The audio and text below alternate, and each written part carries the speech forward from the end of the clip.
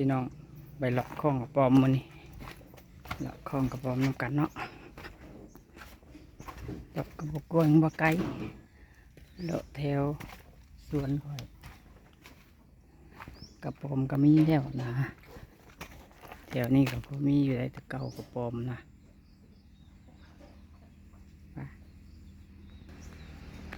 ไปแถวสวนออกคลองกระปอมคอแดงพี่น้องต้องออกพร้อมแดดเป็นสีแดงแดดตะเว้นกำลังเริ่มขึ้นเราก็มาหาเลาะคลองกระปอมได้แล้วที่สวนข่อยบอกว่ากระปอมคอแดงหรือว่ากระปอมก้ากระปอมมีอยู่ได้บางหันนี่เห็นแล้วพี่น้องกระปอมสักไม่กล้องเข่าไม่คล้องเข่าพี่น้องมันสิอยู่หรือบ่ค่อยกระโบถนัดคล้องปานใดเนาะยังบ่เห็นหัวมันซ้ำคอแมนแตกเนี่ยเดี๋ยวเห็นบ่พี่น้องกระปอม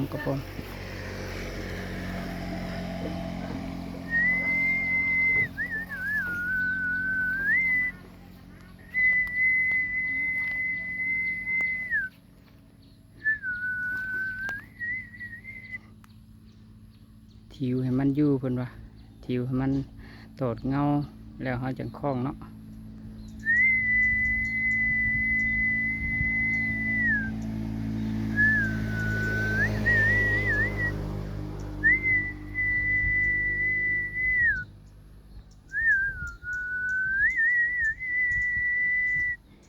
ลืมเปลี่ยนสีแล้วพี่น้องกระปอมเปลี่ยนสีแล้วมันเห็นคนแล้วก็เปลี่ยนสีลงเป็นสีมัวๆแล้วบ่เห็นมันแล้วว่ามันเปลี่ยนสีแล้วพี่น้องแต่แดดออกมันก็สีแดงขึ้นเนาะกับมันก็สีพึ่งคอขึ้นมันก็สีแดงเนาะเริ่มกระปอมคอแดง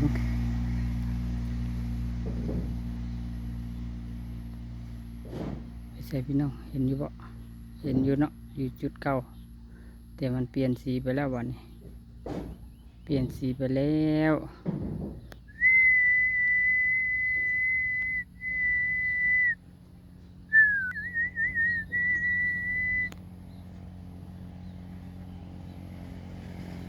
เปลี่ยนสีไปแล้วมาเปิดกล้องกันมานี่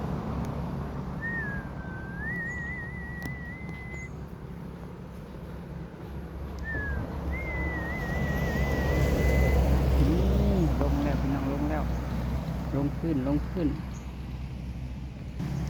มันบ่อยู่ให้คล้องพี่น้องลงต่ำแล้วโอ้ลงต่ำแล้ว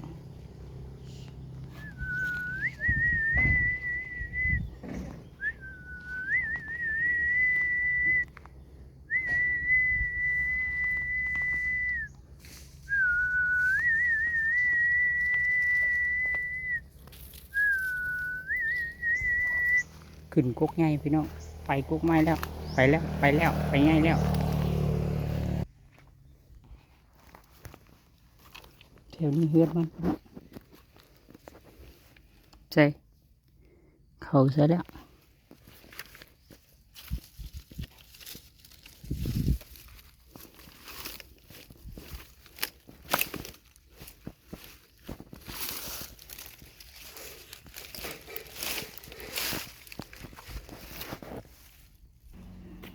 นี่พี่น้องผมก็แดงได้แล้วพี่น้องผมก็แดงทันแล้วพี่น้องแต่ห้าสิจับไปปล่อยต่อนะเจ้าให้ปล่อยต่อไว้ที่ส่วนเฮาอนุรักษ์เพราะว่างามเวลาแดดออกคอมันสีแดงเนาะเราจะเอาเมื่อปล่อยไว้อยู่ส่วนเฮาอยู่ต้นไม้ข้างของน้ำเฮาเนาะ